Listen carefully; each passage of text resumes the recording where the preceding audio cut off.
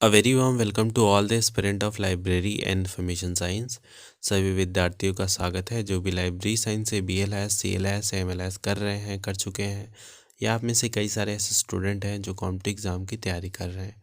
तो स्टूडेंट, आप सभी से रिक्वेस्ट है, अगर आप चैनल पर नए हैं तो चैनल को सब्सक्राइब कर लें, वीडियो को लाइक कर दें और अपने दोस्तों में भी शेयर कर दें ताकि उन तक भी लेक्चर का जो नोटिफिकेशन है वो पहुंच सके।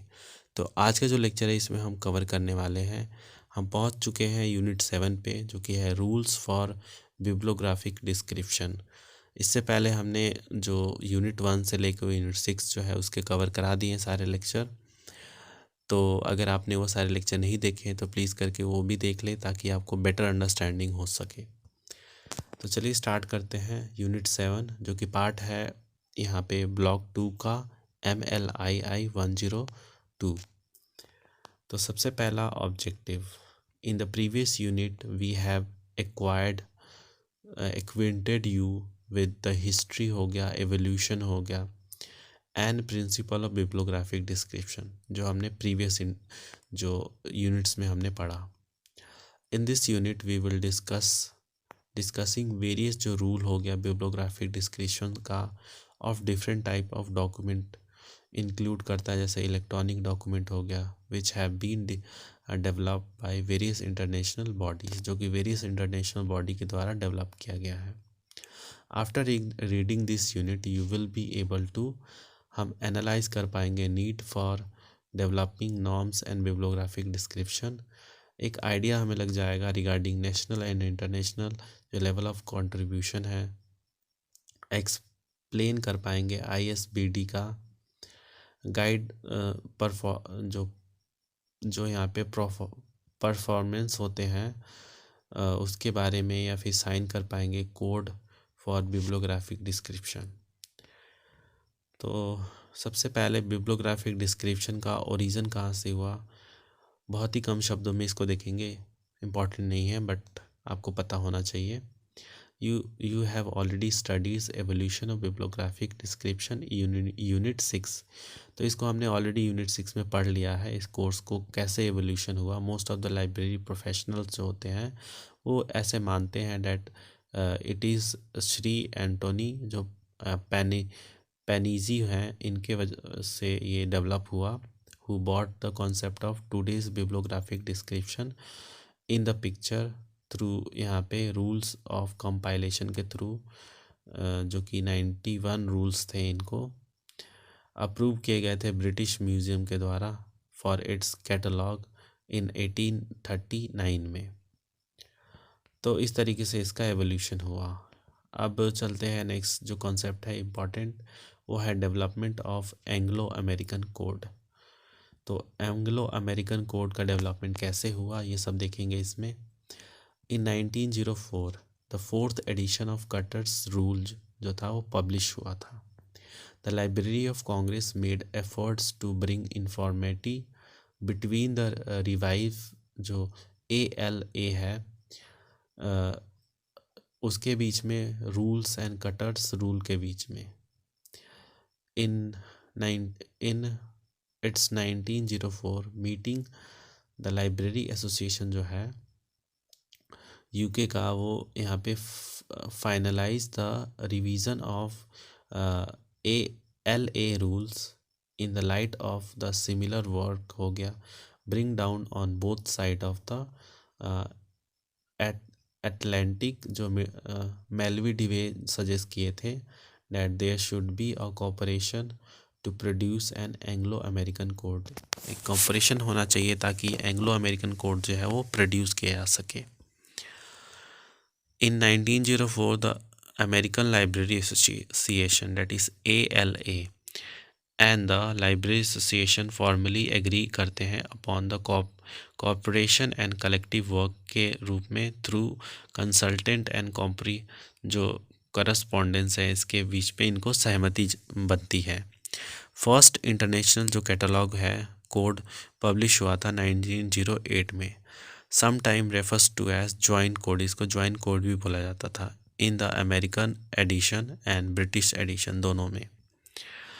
यहाँ पे देखिए लाइब्रेरी ऑफ कांग्रेस जो है सप्लीमेंट करता है rules were also included, which is necessary, like library American Library Association cataloging rules.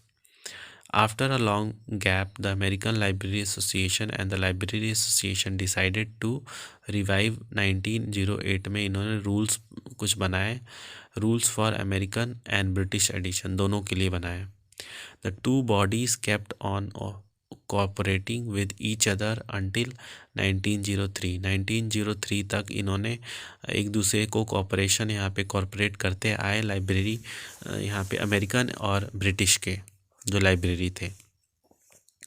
इन 1941 में क्या हुआ, the library American library association publish करता है preliminary second edition of American edition, जो कि यहाँ पे विच कंटेन, जो इसमें 324 रूल्स थे इन 2 पार्ट्स. लाइक पार्ट 1 था यहाँ पे एंटिटी एंड हेडिंग, पार्ट 2 था description of books. This edition was again criticise for being too detailed, यहाँ पे बहुत डिटेल में था एंड कॉम्प्लेक्स था.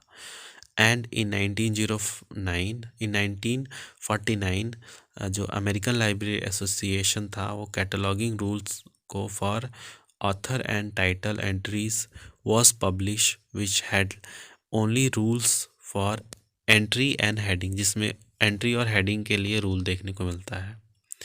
Rules for descriptive cataloguing in the library of Congress.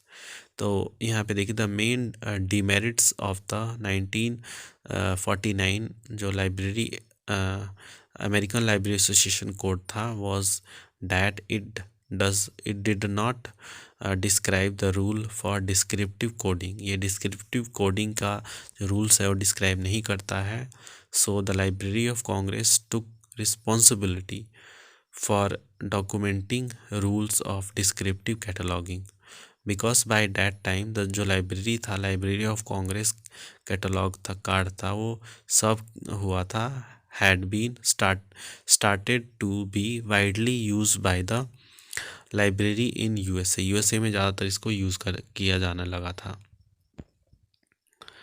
फिर यहाँ पे देखिए एंग्लो अमेरिकन जो कैटलॉगिंग रूल है AACR, जो कि सेमोर के द्वारा यहाँ पे ये किया गया था, of the library of Congress had been assign to जो एनालाइज करना the 1949 American library association code, जो कि 1951 में यहाँ पे देखा गया था by library American library association के द्वारा. तो इसमें मतलब बेसिकली फैक्चुअल चीज़ें बताई गई है. वो जो टेक्स्ट है AACR कंटेन करता है 3 part. Part 1 entry and heading होता है, पार्ट 2 होता है description, part 3 non book material आते हैं. तो ये पूरा कॉन्सेप्ट यहाँ तक था. अब जो नेक्स्ट हेडिंग है वो है the international standard bibliographic description, that is ISBD.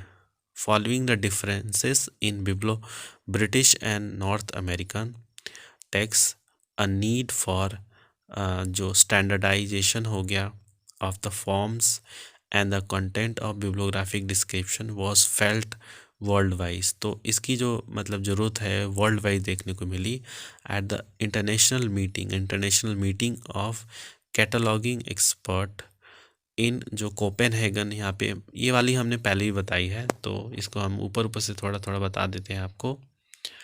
Genesis of ISBD, the standardization of the form and the content of bibliographic description could be established by IFLA के द्वारा establish किया गया था. Committee on Cataloging following the above meeting at Copenhagen में जो हुआ था meeting इसमें the outcome was the publication of a set of its recommendation, जो कि 1971 में हुआ था, known as the international standard description for यहाँ पे मोनोग्राफ. तो ISBD-M इसको यहाँ पे बोला जाता है. उसके अलावा यहाँ पे काफ़ी सारी चीज़ें बताई गई हैं जो कि एक बार आप पढ़ लेना. ये इतने इम्पोर्टेंट है नहीं, एक बार आप अपने लेवल पे चाहे तो पढ़ सकते हैं, चाहे तो छोड़ भी सकते हैं. अब जो नेक्स्ट कॉन्सेप्ट है वो है impact of ISBD on cataloguing code. Cataloguing code में जो ISBD का इम्पैक्ट क्या पड़ा ये देखने को हम यहाँ पे स्टडी करेंगे।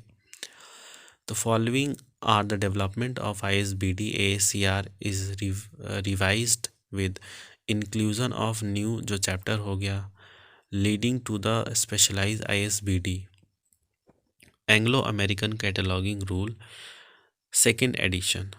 The merge to merge the North America and British text into a single version, दोनों को मर्ज करके एक सिंगल वर्जन में, तो एक ज्वाइंट जो सिटिंग है committee for the revision of AACR वो स्टैब्लिश, ये बना है with membership from the American library association के द्वारा, या फिर British library, the Canadian library association and many more libraries.